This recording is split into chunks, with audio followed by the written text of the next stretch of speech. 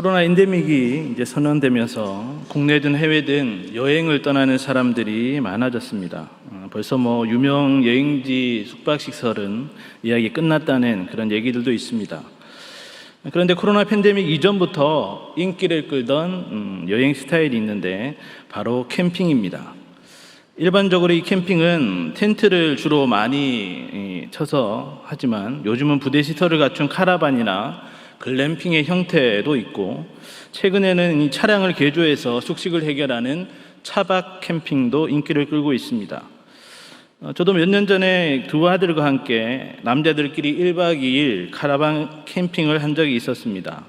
당시 중2병과 또 사춘기로 접어들던 그 아들들과 뭔가 좀 특별한 시간을 가지면서 엄마나 누나 등 여자들과 할 수 없는 얘기들도 좀 하고, 함께 고기도 구워 먹고 함께 별을 보고 함께 자면서 성장기에 있는 아들들에게 뭔가 도움이 되고 의미 있는 시간들을 만들어주려 했던 것입니다.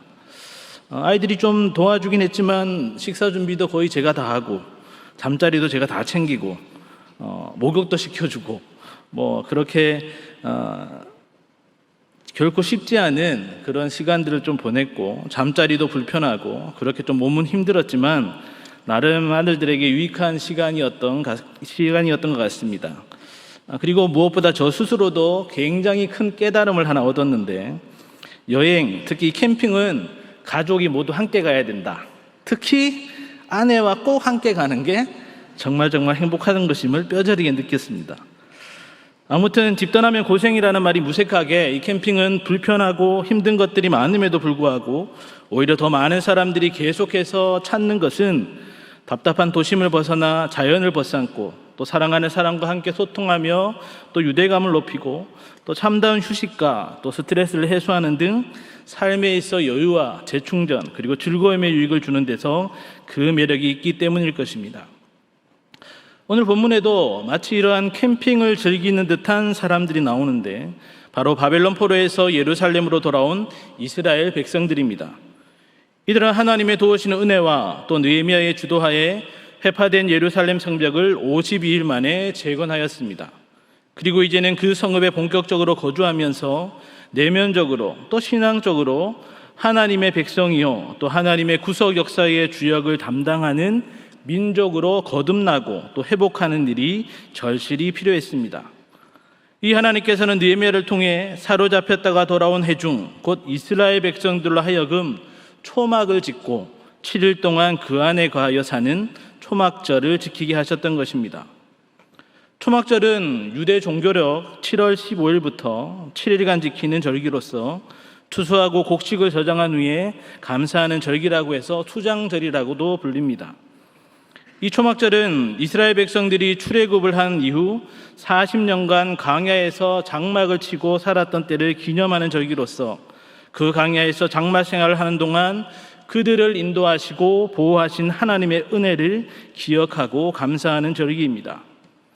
그러한 초막절을 사로잡혔다가 돌아온 이스라엘 백성 모두가 지켰고 또 그렇게 절기를 지키는 일련의 과정을 통해 그들은 신앙의 회복은 물론 구원함을 받은 선민으로서의 정체성을 회복하며 또 확신하는 가운데 크게 기뻐할 수 있었으며 또 언약 백성들의 삶을 다시금 영위해 갈 수 있었습니다.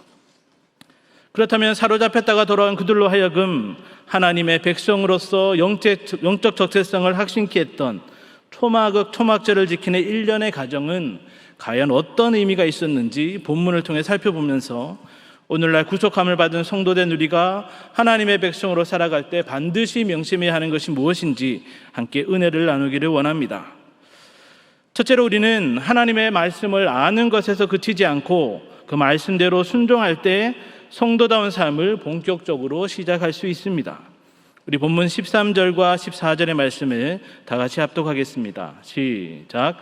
그 이튿날 뭇백성의 족장들과 제사장들과 레위 사람들이 율법의 말씀을 밝히 알고자 하여 학사 에스라에게 모여서 율법에 기록된 바를 본즉 여호와께서 모세를 통하여 명령하시기를 이스라엘 자손은 일곱째 달 절기에 초막에 거할지니라 하였고. 아멘.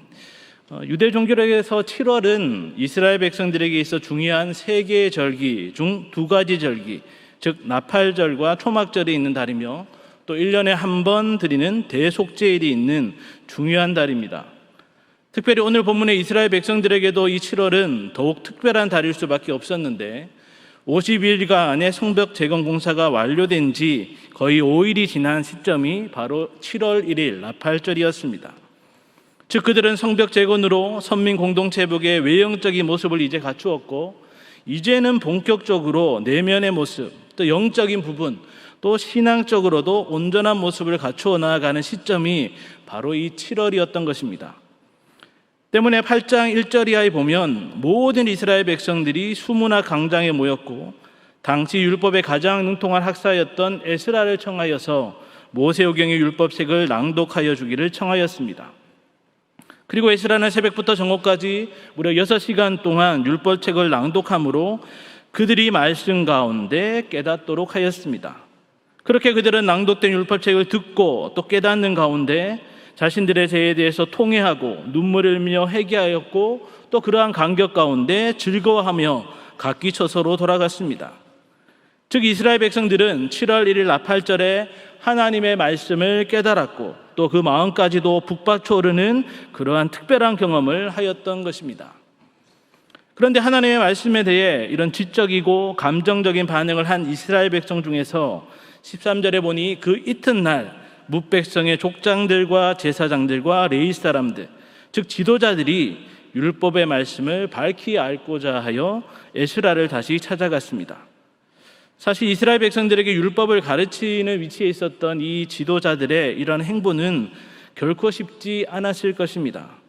그럼에도 그들은 겸손함으로 율법을 더 확실하게 배우러 에스라를 찾아갔으며 이는 앞으로 다가올 초막절에 대한 규정을 보다 자세하고도 깊이 알기 위함이었을 것입니다. 무엇보다 지도자들의 이런 행보는 단순히 율법을 이성적이고 또 지식적으로 더 알고자 한 것에만 그친 것이 아니었는데 이는 밝히 알고자 하여라는 히브리 단어의 원형 사칼에서 알 수 있습니다. 이 사칼이라는 단어는 진리를 찾아 지혜롭게 사용한다는 의미를 가지고 있는데 쉽게 말해 깨달은 것을 가르칠 뿐만 아니라 생활에 그대로 옮겨 행한다는 뜻도 내포하고 있습니다. 즉 지도자들은 율법을 자세히 알아 그것을 백성들에게 가르치는 데만 그치지 않고 그들로 하여금 말씀대로 온전히 살도록 하려 했던 것입니다. 이 에스라와 지도자들은 율법에 기록된 바를 면밀히 살펴보던 중에 하나님께서 모세를 통해 명령하신 이스라엘 자손은 7째 달 절기에 초막에서 거할지니라는 초막절 준수에 대한 말씀을 보게 되었습니다. 특별히 여기서 모세를 언급하고 있는 것은 이스라엘 백성들이 모세에 의해 전달된 하나님의 율법을 준행했을 때 애굽의 압제에서 벗어나 신정 공동체를 이룰 수 있었던 것처럼 지금 포로 귀한 공동체 역시 이 율법에 온전히 순종할 때에 하나님의 선민이요 또한 신정 공동체를 회복할 수 있음을 암시하기 위해서입니다. 이렇게 사로잡혔다가 돌아온 이스라엘 백성이 영적 정체성을 회복하고 또 본격적으로 하나님의 백성으로 살아가기 위해서는 바로 하나님의 말씀을 들어 깨닫고 또한 감정적으로 기뻐하는 것에서 그치는 것이 아니라 바로 그 말씀대로 온전히 순종하는 것이 절대 필요하였던 것입니다. 이에 지도자들은 율법의 규정대로 회중들에게 그것을 가르쳤고 2주가량의 준비를 한 후에 17절에 기록된 대로 모든 백성들이 그 말씀대로 초막을 짓고 일주일간 그 안에서 거하였으며 큰 기쁨 또한 맛보게 되었던 것입니다. 칼빈은 종교는 곧 기독교라고 이렇게 말했듯이 이 세상에 참된 종교는 기독교밖에 없습니다. 그 이유 중 하나는 우리가 잘 아는 기독교 칠영리 계시론에도 나오지만 기독교만이 그 기원이 확실한 하나님의 계시에 의해 출발하기 때문입니다. 특히 구원의 유일한 길을 제시해주는 특별 계시로서의 성경, 하나님의 말씀은 성도가 인격적인 하나님에 대해 믿음으로 반응하여서 하나님과의 온전한 관계 속에서 성도로서 온전하게 살아가게 하는 은혜의 방편입니다. 따라서 마음만 먹으면 언제라도 성경을 읽고 또 설교 말씀을 들을 수 있는 오늘날 성도가 하나님의 백성으로서 하나님의 뜻대로 살지 않고 있다면 그것은 하나님의 말씀을 제대로 살피지 않았거나 교만하여서 하나님의 말씀을 무시하기 때문일 것입니다. 특히 우리는 하나님의 말씀을 대함에 있어 간과하지 말아야 할 것이 있습니다. 그것은 우리가 하나님의 말씀을 읽고 듣기는 잘하지만 그 말씀을 잘 지키지는 않는다는 것입니다. 때로 우리는 무조건 말씀을 많이 읽는 것에만, 즉 성경을 10독했니 100독했니 하며 그것에만 몰두할 때가 있습니다. 더불어 우리는 선포되는 말씀을 들을 때 그 의미를 깊이 새기지 않고 자기 입맛에 맞는 것만 골라 듣고 거리끼는 것은 외면할 때가 있습니다. 물론 그러한 중에도 하나님이 주시는 은혜 가운데 깨달음과 기쁨이 있겠지만 이렇게 잘못된 방향으로만 치우친 말씀 읽기와 듣기는 자칫 그것에만 매몰되어 말씀을 지키는 데까지 이르지 못할 때가 있고, 그것이 더 극단으로 치달으면 힌두교처럼 자기 깨달음과 자기 만족의 신비주의에 이를 수도 있습니다. 그러나 성도된 우리가 하나님의 말씀을 생명의 양식으로 여기며 읽고 듣는 것은 그 말씀대로 지키며 살기 위함입니다. 즉 말씀을 읽고 들을 때에 하나님이 주시는 은혜의 씨앗은 우리 심령의 좋은 밭에 잘 심겨져서 그 말씀대로 지킴으로 우리 삶의 선한 말과 행실의 열매로 나타나야 하는 것입니다. 그렇게 할 때 나무는 각각 그 열매로 안다는 예수님의 말씀처럼 우리가 구원함을 받아 하나님의 뜻대로 사는 하나님의 백성이요 참된 성도인지 그 정체성을 확인할 수 있는 것입니다. 즉 우리가 하나님의 율법, 그 말씀을 지키는 것은 율법주의 차원에서 구원을 얻고 심판을 면하기 위해서나 또 기복주의 차원에서 복을 받기 위해서가 절대 아닙니다. 오히려 하나님의 은혜로 구원인됨에 감사함으로 하나님의 통치를 받는 하나님의 백성이요 자녀의 특권과 의무로서 행하는 믿음의 증거인 것입니다. 그리고 그렇게 하나님의 말씀을 읽고 또 듣고 그리고 반드시 지킬 때에 말씀 가운데 살아 역사하시는 하나님과의 인격적인 교제를 통해 우리는 이루 말할 수 없는 더 큰 기쁨을 누리게 되는 것입니다. 더불어 우리가 하나님께 마음을 다한 헌신을 함에 있어서도 하나님의 말씀을 읽고 듣고 지키는 것이어야 합니다. 우리가 가끔 다른 사람에게 선물을 할 때 받는 사람이 원하는 것을 우리가 전하여 주었을 때 가장 기뻐하듯이 하나님께 마음을 다한 헌신을 할 때도 말씀을 깊이 읽고도 세밀하게 읽고 또 들음으로 세상의 방식이나 나의 뜻대로가 아니라 바로 하나님이 기뻐하시는 뜻대로 행하는 것이 곧 온전한 헌신인 것입니다. 그러므로 하나님의 말씀을 읽고 들었음에도 행하지 않으므로 그 집을 모래 위에 지은 어리석은 자가 되지 않고 늘 말씀을 귀하게 여기며 가까이 하여 읽고 듣고 또 반드시 지키는 자가 되어서 하나님의 백성이요 성도다운 삶 가운데 예비된 축복과 기쁨을 충만히 누리는 경양의 모든 성도님들 되시기를 간절히 바랍니다. 둘째로 우리는 유한한 세상이 아닌 오직 하나님만 의지하고 소망을 둘 때 성도다운 삶을 기쁨 가운데 계속 살아갈 수 있습니다. 우리 본문 15절과 16절의 말씀을 다 같이 합독하겠습니다. 시작. 또 일렀으되 모든 성읍과 예루살렘에 공포하여 이르기를 너희는 산에 가서 감람나무 가지와 들감람나무 가지와 하석류나무 가지와 종려나무 가지와 기타 무성한 나무 가지를 가져다가 기록한 바를 따라 초막을 지으라 하라 한지라. 백성이 이에 나가서 나무가지를 가져다가 혹은 지붕 위에 혹은 뜰 안에 혹은 하나님의 전뜰에 혹은 수문 광장에 혹은 에브라임 문 광장에 초막을 짓되. 아멘. 에스라와 지도자들이 자세히 살펴본 율법책은 초막절이 언급되어 있는 레위기 23장의 말씀이었을 것입니다. 이 레위기를 보면 초막절 첫날 그리고 마지막 날에는 성회로 모여서 하제를 드리며 또 아무 일도 하지 말라고 했고, 그리고 일주일 동안은 매일 번제와 소제와 희생제물과 전제를 각각 그날에 드리라고 되어 있습니다.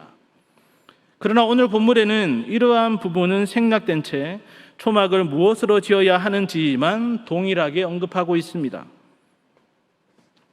즉 레위기에 기록된 바를 따라 모든 성읍과 예루살렘의 공파에 이르기를 너희는 산에 가서 감람나무, 돌감람나무, 하성루나무, 종려나무, 기타 무성한 나무의 가지를 가져다가 초막을 짓고 거기에 거하라는 것입니다.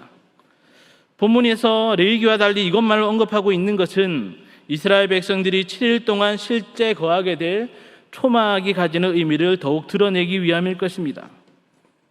그렇다면 하나님께서는 굳이 왜 초막에 거하라고 하신 것이겠습니까? 사실 출애굽을 한 후 광야에서의 40년 장막 생활을 기념하는 절기가 바로 초막절이라면 광야에서와 같이 장막을 짓고 거기에 거하면 그때가 더욱더 생생하게 또 실감이 나지 않겠습니까? 그런데 왜 장막이 아닌 초막을 지으라고 하신 것입니까? 우리가 잘 알다시피 장막은 나무나 돌로 지은 집에 비해서 이동은 쉬우나 손상되기가 굉장히 쉽습니다. 그래서 성경에서는 장막을 인간의 연약함과 유한함을 나타낼 때 자주 비유로 사용합니다. 그런 장막에 비하면 초막은 더 보잘것없고 훨씬 초라합니다. 왜냐하면 초막은 앞서 언급한 대로 여러 종류의 나뭇가지로만 짓도록 했기 때문입니다. 물론 각 나뭇가지마다 상징적인 의미들이 있지만 어찌되었든지 그것은 나뭇가지에 불과합니다. 아마 꽃을 말려보신 분들은 아시겠지만 나뭇가지로 지은 이 초막도 일주일 정도가 지나면 그 가지들이 말라 비틀어져 버리거나 부스러져 그 안에 거하는 것이 쉽지 않을 것입니다. 정말 이 초막절 기간 일주일 동안만 살 수 있는 그런 초막에 하나님께서는 이스라엘 백성들을 거하여 살도록 했던 것입니다. 이에 백성들은 나가서 나뭇가지를 가져다가 초막을 짓되 집이 있는 사람들은 평평한 지붕이나 집의 뜰 안에 지었고 또 초막절을 지키기 위해서 예루살렘에 온 타 지역의 사람들은 하나님의 성전뜰이나 수문 앞 넓은 광장 또는 성전과 가까운 에브라임 문 광장에 초막을 지었습니다. 이렇게 집이 있든 없든 부자나 귀족들이나 왕족들이나 또 복통의 백성들 할 것 없이 그리고 그 장소가 어디나 할 것 없이 모두가 일주일이면 말라 비틀어지고 부서져 쓰러지고 없어지는 나뭇가지로 만든 초막에 거하였던 것입니다. 아마 초막에 거했던 백성들은 나름 초막을 튼튼하게 지으려고 열심히 노력했을 수 있지만 시간이 지나면서 자연스럽게 그것들은 약해지고 부서지는 것을 보았을 것입니다. 그리고 더 이상 그곳 초막이 그들이 마음을 두고 머무를 수 없는 것임을 깨닫게 되었음과 동시에 이러한 초막처럼 세상의 것들도 영원한 것이 아니고 유한하며 허무하여서 결코 의지할 수 없는 것들임을 깨닫게 되었을 것입니다. 그리고 무엇보다 그러한 의지할 것 없고 소망도 없는 이 세상에 살아가는 당신의 백성들을 출애굽의 구원은 물론이요 광야 생활 중에도 옷가신이 헤어지지 아니하고 굶주리지 않도록 지켜보아하시고 또 포로로 사로잡혔다가 다시 돌아오게 하셔서 성벽 재건까지 완성할 수 있도록 여기까지 도우시고 인도하신 에베레셀의 하나님만이 의지할 뿐이요 소망 되심을 깨닫게 되었을 것입니다. 바로 이것이 그들로 하여금 시들어 말라 비틀어져 버리거나 부스러지는 유한한 것에 마음을 두지 말고 늘 함께 하시어 도우시고 인도하시는 영원하신 하나님, 영원한 저 천국을 허락하시는 하나님께만 소망을 품고 살아야 됨을 깨닫게 하기 위한 하나님의 뜻이었던 것입니다. 그렇게 사로잡혔다가 돌아온 이스라엘 백성들 모두는 바로 그러한 초막에서 초막절을 지키면서 바로 이러한 영적 의미를 깨달았을 것이고 이에 17절 말씀대로 크게 기뻐할 수 있었고 또 18절 말씀대로 첫날부터 끝날까지 에스라가 율법을 낭독하고 또 모든 무리가 규례를 따라 초막을 온전히 지키며 마지막 8째 날 성회로 계속 이어질 수 있었던 것입니다. 사람들은 누구나 가장 좋은 것을 가지려 하고 또 그것을 추구합니다. 가장 좋은 집, 가장 좋은 학교, 가장 좋은 직장과 연봉, 가장 좋은 신랑과 신부감, 가장 좋은 스펙을 가지려고 애를 씁니다. 그리고 그러한 좋은 것들을 가지게 되고 또 그것들을 쌓아가게 되고 또 내가 그것들을 다 소유하면 이 세상에서 더 돋보이고 인정받고 성공하는 것으로 여기고 또 그것이 나를 지탱해주는 원동력이 되며 또한 그것이 또한 영원할 것이라 이렇게 생각을 합니다. 여러분들은 어떻게 생각하십니까? 정말 여러분이 지금 가지고 있는 것들, 소유한 것들이 영원토록, 아니 적어도 죽을 때까지 여러분을 지켜주고 보호해 줄 것이라 생각하십니까? 안타깝게도 결코 그렇진 않습니다. 우리 인생 자체도 유한하고 흙으로 돌아갈 존재이고 우리를 둘러싼 그 모든 것들도 안개와 같이 사라져 버릴 것들입니다. 결코 우리의 인생, 우리의 삶, 더군다나 우리의 영혼을 맡길 만한 것들이 아닌 것입니다. 그렇기 때문에 우리가 이 세상에 속한 자가 아니라 하나님 나라에 속한 하나님의 백성이요 성도라면 장망성 같은 이 세상에서 우리가 믿고 또 의지하고 소망할 것은 오직 하나님밖에 없음을 명심해야 하는 것입니다. 만물을 당신의 기쁘신 뜻대로 다스리시는 절대 주권의 하나님, 우리의 시작과 진행과 마침이 되셔서 우리의 형편을 아시고 인도하시는 목자 되신 하나님, 독생자까지 내어주시며 우리를 당신의 자녀로 삼으사 언제나 가장 좋은 것을 때를 따라 베푸시는 아버지 하나님, 우리의 장막집이 무너지더라도 우리를 위해 이미 하늘의 영원한 집을 예비해 두신 영원하신 하나님, 우겨싸며 한난과 고난 중에도 언제나 함께 하시며 우리의 피난처와 우리의 위로와 도움과 힘이 되시는 하나님, 바로 그 하나님만이 오직 우리의 의지할 바요 소망인 것입니다. 그리고 우리가 그러한 하나님만을 의지하고 소망할 때 근심된 일과 염려와 죽은 일만 가득한 강야 같은 이 세상에서도 참 기쁨과 평안을 누리며 하나님의 백성이요 또 성도로서 우리는 계속 살아갈 수가 있는 것입니다. 더불어 이렇게 하나님만 의지하고 소망하며 살아가는 성도야말로 자신의 모든 것이 만물의 주인 되시는 하나님의 것임을 인정하는 가운데 번제로 모든 것을 태워드리듯 삶의 전부를 하나님께 드리는 온전한 헌신의 삶을 살 수 있음도 명심해야 합니다. 때때로 우리는 세상에서 자신의 유익과 편안한 삶을 위해 시간과 물질 등을 다 쓰고는 남은 것을 할애해서 마치 선심 쓰듯 삶의 일부만을 하나님께 드리면서 나 하나님께 헌신했다, 나 할 만큼 다 했다라고 여길 때가 있습니다. 그러나 이러한 모습은 하나님만을 의지하고 소망하는 것이 아닌 여전히 세상에서 성공하고 세상에서 인정함을 받으려 하는 것, 즉 세상의 방법을 의지하고 거기에 소망을 두고 있는 것이며 이는 결코 온전한 헌신의 모습도 아닌 것입니다. 오히려 하나님만을 소망하며 사는 성도라면 성공하고 출세하기 위해서 온갖 악한 방법이 난무하는 이 세상에서 그것마저도 하나님이 허락하신 것임을 알고 늘 최선을 다하는 가운데 낮은 곳에 앉더라도 하나님께만 인정받기를 기뻐하며 소금과 빛의 역할을 감당하는 수고를 아끼지 않을 것입니다. 오직 하나님만을 소망하는 성도라면 매출을 더 올리고 돈을 많이 벌기 위해 주일에도 장사하는 대신에 지금보다 더 성적을 올리고 좋은 대학을 가려고 주일에도 공부하고 학원을 뺑뺑이 도는 대신에 세상에서의 첫날보다 주의 집에서의 한날을 귀하게 여기는 가운데 온전한 주일 성수로 하나님과 더불어 성도 간의 교제를 통해 영적의 재충전을 얻고 6일 동안 선왕 청지기와 SFC로 그렇게 힘껏 살아갈 것입니다.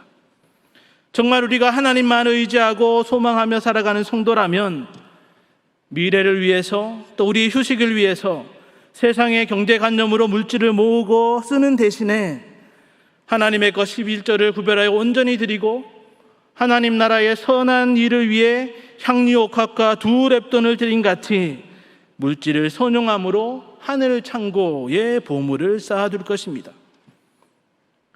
우리가 하나님만을 소망하며 살아가는 성도라면 자기 개발이나 문화생활이나 대인관계를 위해 몰두하는 대신에 공예배와 기도 시간을 통해 하나님과의 온전한 관계를 위해 몸과 마음과 시간을 하나님께 내어드릴 것입니다.